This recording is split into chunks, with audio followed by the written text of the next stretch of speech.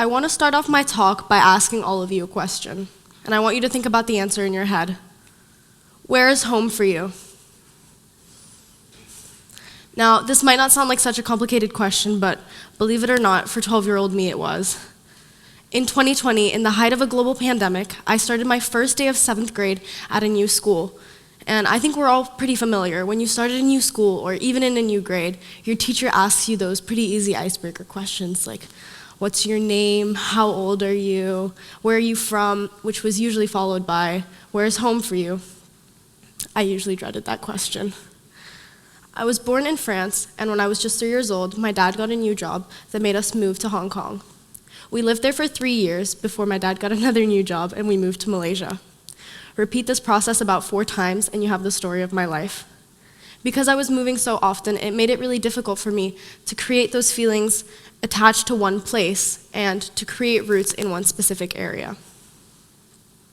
Researchers from the National Health Society have found that third culture kids are more likely to have negative psychological disorders as compared to non-third culture kids. For example, third culture kids often struggle with anxiety, especially anxiety related to moving around often. Third culture kids feel scared and nervous because once they've created roots, created life, tradition, routines, they move again and they need to readapt themselves to an unfamiliar environment. Third culture kids also often have strong feelings of depression because they move so often and often lose relationships with friends or just their normal tendencies and routines, and this makes them feel deeply depressed. Equally, third culture kids struggle with feelings of loneliness and attachment issues. Researchers have described third culture kids as having a fearful, avoidant, and dissociative attachment style, which makes it difficult for them to make new friends and maintain healthy relationships. But I felt these effects hard, and as a kid, moving so often, it meant that I was anxious when a conversation came up at dinner that mentioned a new job, or when we started talking about even just moving houses because it meant my whole life was being uprooted again. Now, these effects don't just stay into childhood, no. It continues into your adolescence and adulthood. Researchers from the Mayo Clinic have found that third culture adolescents are more likely to avoid having to make long-term commitments or long-term friendships because they are used to a transient nature of friendships. And adult third culture kids often continue this cycle of moving so often because they continue to seek for home and can't stop. Including this, adult third culture kids who choose to have children often pass on this cycle of rootlessness and lack of identity onto their children. They often suffer with feeling anxious even as they're older, and a lot of them don't seek treatment. Now, a lot of adult third culture kids feel this loneliness too, and it doesn't stop. Now, there are definitely ways to mitigate these effects, like, for example, building new routines and traditions that don't have to do with one geographical spot, but have to do with people you might know that are close to you constantly, or things to do. For example, when I was little, my dad would travel often due to his job, so me and my mom created a tradition whenever he wasn't home for the night. We would order takeout and we would watch TV. We often ended up watching old movies, and this became something I looked forward to because it was a routine that had nothing to do with where we were at the time.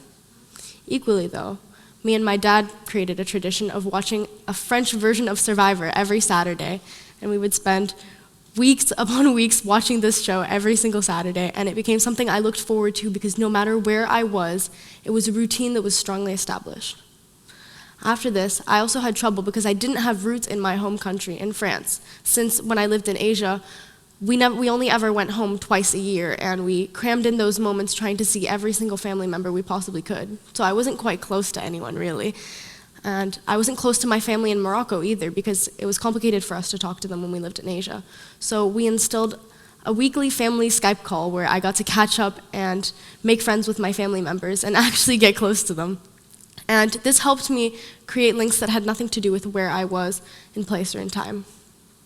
Now, not only this, creating traditions doesn't always just help third culture kids. Often third culture kids have been found to be more likely to seek therapy and counseling because there are some effects that can't be fixed by a weekly dinner or a FaceTime call. And in fact, it's been encouraged by psychologists in the National Health Society to seek treatment when you are third culture kids for those feelings of anxiety and disorders.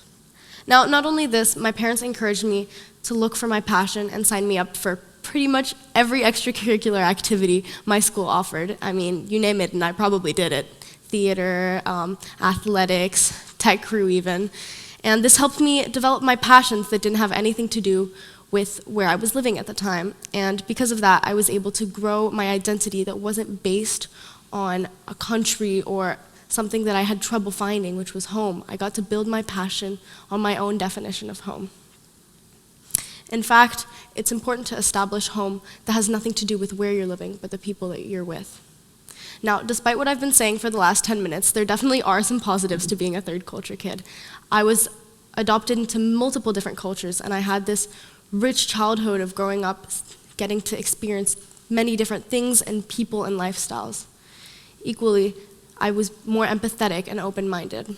Researchers at the Mayo Clinic found that third culture kids were more likely to be open-minded and empathetic when it came to problems with other people as compared to non-third culture kids. Equally, researchers found that third culture kids were more resilient. In fact, when put in front of a difficult mind problem, third culture kids were more likely to continue working at it even when they couldn't find the solution to begin with. Equally, third culture kids do have trouble with attachment styles, but it has been found that third culture kids are also the most social butterflies.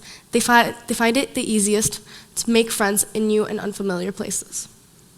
Now, like I mentioned before, it was important for me and my parents to build home based on something not really geographic. So I found home through my sports with my softball team. I made friends around the world, whether it was in Prague or in France or other places too. And it was important for me to build those links that weren't just tied to my place. So I developed my own home.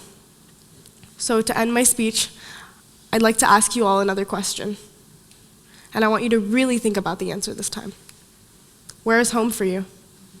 Thank you.